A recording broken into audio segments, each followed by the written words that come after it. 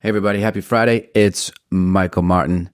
I keep meaning to tell you, I'm not going to create a mid-roll so that I'll just have this once and then I can have Ganja drop it in.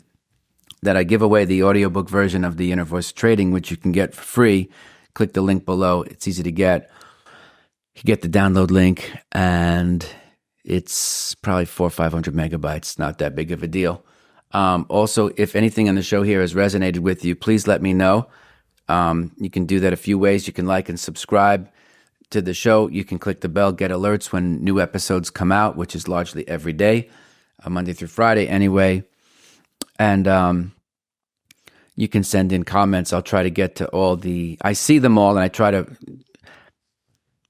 they evoke things because I can remember typically things that I had to endure and live through when I was cutting my teeth. And so it brings me back to yesteryear or decade and, relive that and bring it into sharp relief. And a question came in about, emotional intelligence. Now there's books on it, it's certainly got enough clinical literature. I don't feel you need to be a clinical person to know what the stuff is, but think of emotional intelligence think of it as like situational awareness and emotional awareness of things that you're going through in your life, because it's typically not relegated just to trading. Human beings are emotional human beings, right? Unless, of course, you're on drugs and you're catatonic and you just don't want to feel anything, so you suppress it with food or drugs or alcohol or sex or whatever it might be.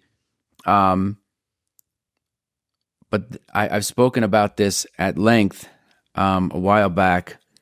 There was a podcast episode where I talked about, your emotional model that you're running. Because the managing the risk part is kind of easy, right? You know the math. It's fourth grade math. It's not that difficult. Finding the right setup takes a little trial and error, but if you do it enough, you'll find something that resonates with you. But in each step or at each step, there's a trade-off between pleasure and pain, right?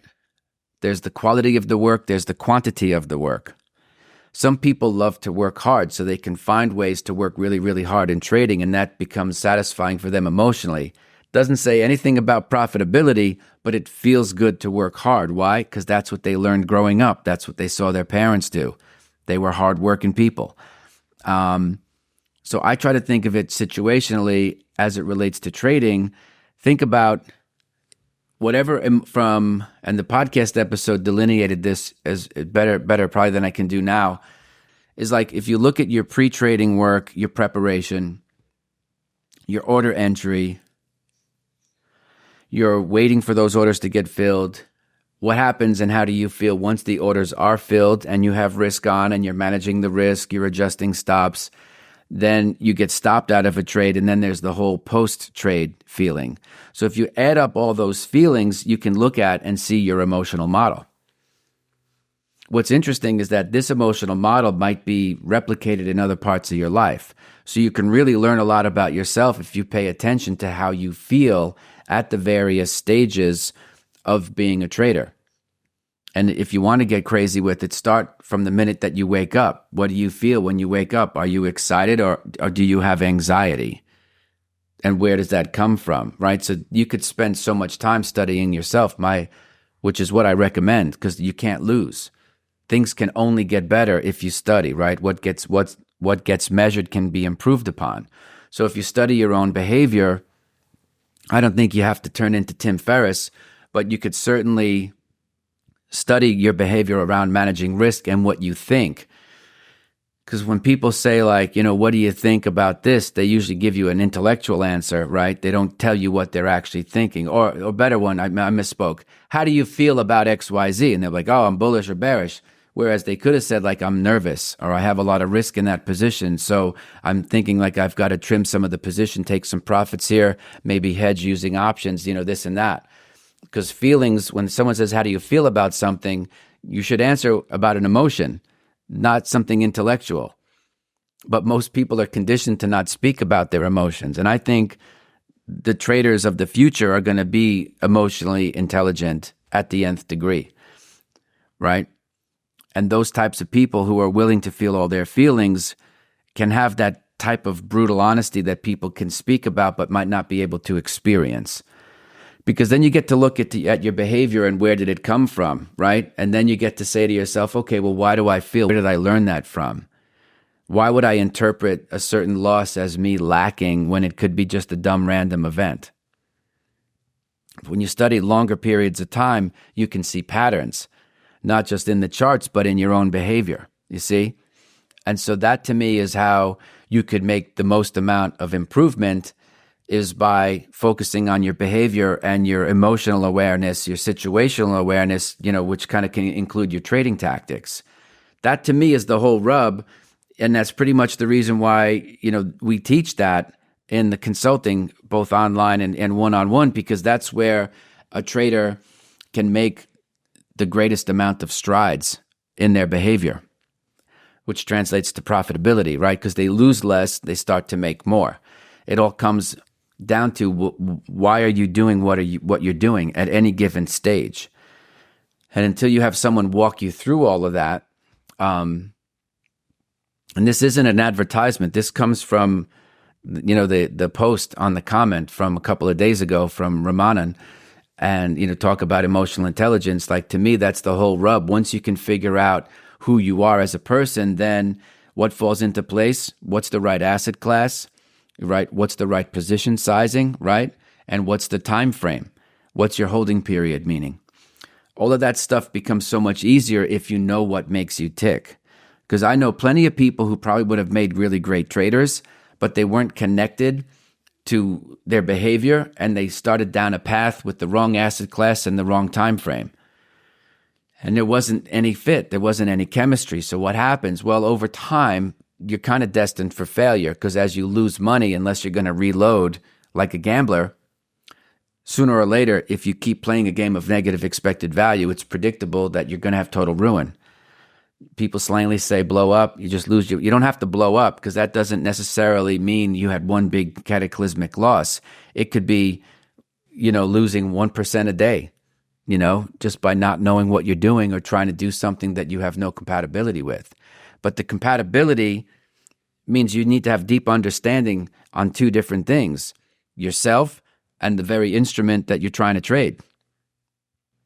And that's where, Michael Marcus was great, because he kind of understood not just himself, but he understood the instruments, and more importantly, in my humble opinion, what the crowd was going to do. What were their expectations? Where would they feel disappointment? And if they did feel disappointment, how would they react? Right? Because most folks can't see that on a chart until after the fact. And even then, it's kind of sketchy as to what, sometimes people send me these videos and I'm like, wow, guy took an hour to say something he could have said in 12 minutes. Why did he make everyone sit there through another 48 minutes of throat clearing and blathering? It's like, cut to the chase. So anyway, I would spend the days, studying yourself. And if you think I'm full of it, that's okay too. You can go, look at Market Wizards. And in each one of those chapters, there's somebody who had to learn a tough lesson. And they were, now these are people who are already pretty good, and they were still learning lessons about conjugating their behavior with what they felt and what they thought. Most of the time when they tried to do things on the fly, it worked against them, right? So you can really learn a lot and just understand that this is a human condition. And if trading is 80% psychological and emotional, then you should spend, I don't know, I don't necessarily think it has to be 1-to-1, but you start by spending 4 out of 5. Imagine if you spent 4 out of 5 days studying yourself and 1 out of 5 days on the charts. Because if trading is 3/4 to 80% psychological and emotional, what kind of work are you doing in that space? Because typically, like I said, there isn't an external solution to your internal issues, right? So you can look at chart patterns, you can look at indicators, but if you feel insecure, none of that is going to help you fix that. So I would spend the time looking at yourself. We have a self-study program. It's pretty affordable. it's great work. I've built it myself. I do all the teaching. Then, for folks who need some hand holding or work better one-on-one because they want to do a deeper dive, we can do that as well. But the main thing is that there are resources out there, not just through me, where you can learn about self-improvement. You could learn about yourself and what it is that makes you tick. And then you can optimize other things too, like Ganja's really into health and fitness, and he knows a lot about the supplement space. He knows, from having been a professional athlete, about, optimizing performance that way from a physical standpoint, from both diet, rest, right, and sleep, hydration, nutrients, sometimes supplements. Most of them aren't cracked up, to what the marketers tell you they are. And kind of go from there. So there's lots of things that you can start to improve. You just have to change and put your focus on those things, little by little, do one thing at a time.